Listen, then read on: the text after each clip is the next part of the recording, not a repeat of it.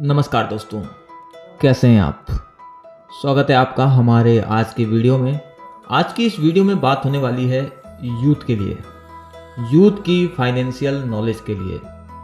Youth के बहुत से सवाल रहते हैं पैसे को लेकर, पैसे के मैनेजमेंट को लेकर, लोन से related, good loan, bad loan और भी बहुत से। तो इन्हीं सब विषयों पर आज की ये वीडियो है, तो वीडियो को लास्ट तक जरूर देखिएगा। तो चलिए वीडियो को शुरू करते हैं और जानते हैं यूथ के लिए कुछ फाइनेंशियल टिप्स। फाइनेंस के एरिया में पेशेंस और आत्मसंयम रखना बहुत जरूरी है। अगर आप वेट करेंगे और अपनी जरूरत के लिए पैसे बचाने के बाद में कुछ खरीदेंगे तो आप सीधे अपने बैंक अकाउंट से यानी कि नगद कैश में पेमेंट करेंगे या फिर आप डेबिट कार्ड से पेमेंट करेंगे, और ऐसा करने पर आप क्रेडिट कार्ड का उपयोग करने से बच जाएंगे।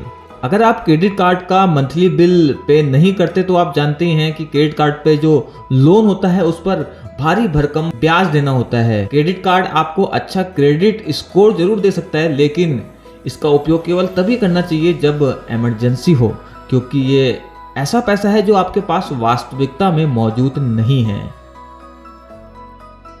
अपने फाइनेंशियल फ्यूचर की जिम्मेदारी लें और पर्सनल फाइनेंस से संबंधित जो बुक्स हैं उनको पढ़ें। फाइनेंशियल नॉलेज आने के बाद किसी को भी अपने रास्ते में नहीं आने दें, चाहे वो आदमी कितना ही इम्पोर्टेंट क्यों ना हो।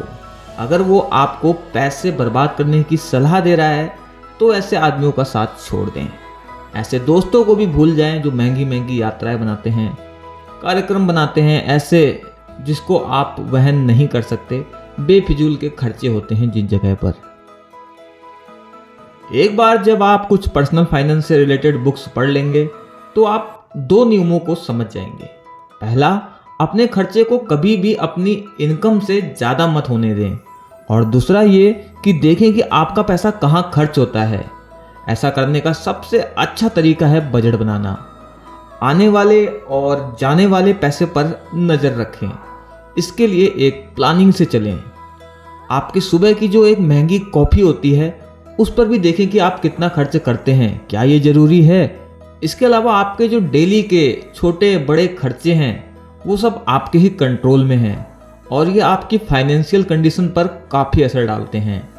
रेंट जैसे मंथली खर्च को जितना हो सके कम रखने की कोशिश करें, क्योंकि ऐसा करने से आप लंबे समय में पैसा बचा सकते हैं और देर सवेर आप अपना खुद का घर भी बना सकते हैं अगर आप बनाना चाहें तो। इससे होगा ये कि हर महीने आपका जो खर्चा हो रहा है रेंट के तौर पर वो आपका बंद हो जाएगा, वो पैसा आपका बचना शुरू हो जाएगा।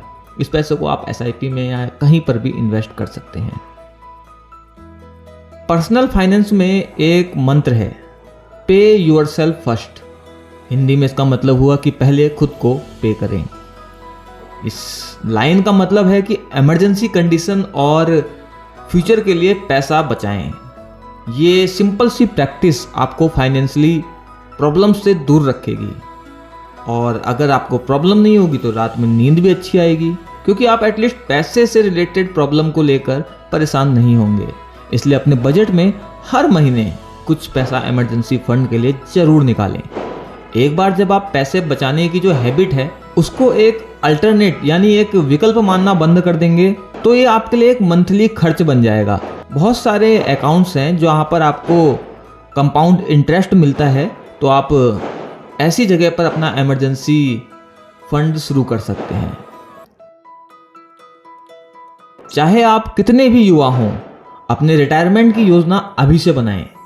कंपाउंड इंटरेस्ट की पावर के साथ जब आप 20 साल की उम्र में सेविंग करना शुरू करते हैं तो आप ना केवल अपने द्वारा जमा किए गए प्रिंसिपल अमाउंट पर, बल्कि आपको जो इंटरेस्ट मिला है उस पर भी आपको इंटरेस्ट मिलने लगता है। यानी कि प्रिंसिपल पे और जो आपको इंटरेस्ट मिला है उन दोनों पे आपको इंटरेस्ट मिलने लगता है, और जब आप रिटायर होते हैं तो आपको एक अच्छा खासा अमाउंट मिल जाता है। एग्जाम्पल के लिए अगर मैं देखूं कि अगर आप हर मंथ 15,000 का भी इन्वेस्टमेंट करते हैं, 40 साल तक आप इसको चलाते हैं और 9% का मान लेते हैं आपको पॉजिटिव रिटर्न मिल रहा है, तो जब आप रिटायर होंगे तो आपके पास 7 करोड़ से ज़्यादा का फंड होगा। यहाँ पर मैंने 9% का पॉजिटिव रिटर्न लिया है।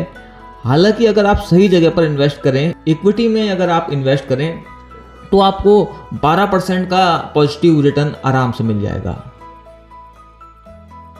जब भी कोई कंपनी आपको स्टार्टिंग सैलरी देती है तो कैलकुलेट करें कि टैक्स काटने के बाद में आपको जो सैलरी मिलने वाली है वो कितनी है, और उसी सैलरी के अकॉर्डिंग अपनी फाइनेंशियल नीड्स को, सेविंग्स को प्लान करें। कई ऑनलाइन कैलकुलेटर आपको मिल जाएंगे आफ्टर टैक्स सैलरी को जानने के लिए, जिनकी आप हेल्प ले सकते हैं। टैक्स कटने के बाद जो सैलरी बचती है उसके हिसाब से आप अपना खर्च और सेविंग का टारगेट बनाएं। अगर आपने बीमा नहीं लिया है हेल्थ इंश्योरेंस, तो बिना वेट किए हेल्थ इंश्योरेंस के लिए अप्लाई कर दें। अगर आप जॉब करते हैं तो हो सकता है कि आपका जो एम्प्लॉयर है उसने आपको हेल्थ इंश्योरेंस प्रोवाइड किया हो, जिसमें आपकी सैलरी से कुछ पैसा कटता भी हो। अगर आपके परिवार के, फैमिली के मेंबर्स इस पॉलिसी में ऐड नहीं हैं तो उनके लिए आपको अलग से हेल्थ पॉलिसी लेना बेहतर रहेगा, और ज़रूर आपको लेनी चाहिए।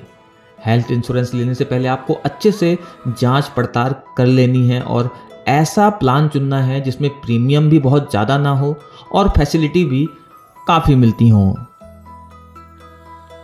अगर आप किराए पे रहते हैं तो घर के सामान को चोरी होने या फिर आग से होने वाले नुकसान से बचने के लिए किराएदार बीमा यानी रेंटल इंश्योरेंस जरूर करवा लें। इसमें क्या कवर किया गया है, क्या नहीं कवर किया गया है, इसे देखने के लिए पॉलिसी को ध्यान से पढ़ें। अगर आप बीमार या चोट के कारण लंबी अवधि तक काम करने में असमर्थ हो जाते हैं तो विकलांगता बीमा यानी कि डिसेबिलिटी इंश्योरेंस ऐसी समस्या आने पर आपको एक स्टेबल इनकम प्रोवाइड करता है। इस तरह का बीमा ना होने पर ऐसी स्थिति में आने पर आपकी जो पूरी सेविंग है वो बर्बाद हो सकती है, इसलिए इस तरीके का इंश्योरेंस जरूर ले लीजिए। अब एक सवाल बहुत पूछा जाता है कि कंपाउंड इंटरेस्ट इतना ज़्यादा क्यों पावरफुल है। देखिए, कंपाउंड इंटरेस्ट फाइनेंस में जानते हैं सभी कि सबसे पावरफुल माना जाता है, और ये इसलिए है, बहुत सिंपल सी चीज़ है कि आपके पैसे को ही बहुत तेज़ी से बढ़ाता है। इसका मतलब है कि समय के साथ आपकी जो बचत है वो बढ़ रही है। आपका जो प्रिंसिपल अमाउंट है और आपका जो इंटरेस्ट है, इन दोनों को मिलाकर आपको इंटरेस्ट मिलता है, और फिर इस तरीके से आपके इंटरेस्ट पे इंटरेस्ट मिलता जाता है और आपका जो फंड होता है, आपका जो अमाउंट होता है वो तेज़ी से बढ़ने लगता है। इसीलिए कंपाउंड इंटरेस्ट की पावर को जानिए, समझिए और इन्वेस्ट कीजिए। तो अगर इस पूरी वीडियो को मैं सम अप करूं तो इसका सिंपल सा आपको 1 या 2 लाइन में आपको बताना चाहूँगा कि आपको फाइनेंस को मैनेज करना है अगर, तो आपको किसी MBA डिग्री की ज़रूरत नहीं है। जो भी मैंने आपको तरीके बताए हैं आपको बस इन्हें फॉलो करना है, आपको इनको अपनी आदत बना लेना है, और जब आदत आपकी इस तरीके की बन जाएगी ना, तब आपको फाइनेंशियल सिक्योरिटी के रास्ते में चलने से कोई नहीं रोक सकता। उम्मीद करता हूँ आज इस वीडियो में जो आपको जानकारी दी गई है आप उसे फॉलो जरूर करेंगे। आज की वीडियो में इतना ही, आज की वीडियो यहीं ख़त्म करते हैं। उम्मीद करता हूँ कुछ नया सीखने को मिला होगा आपको इस वीडियो में। ऐसे ही इंटरेस्टिंग वीडियोस को रेगुलर पाने के लिए आप चैनल को सब्सक्राइब कर सकते हैं। जल्द मिलते हैं एक और नई वीडियो में नए टॉपिक के साथ में। Thank you so much for watching.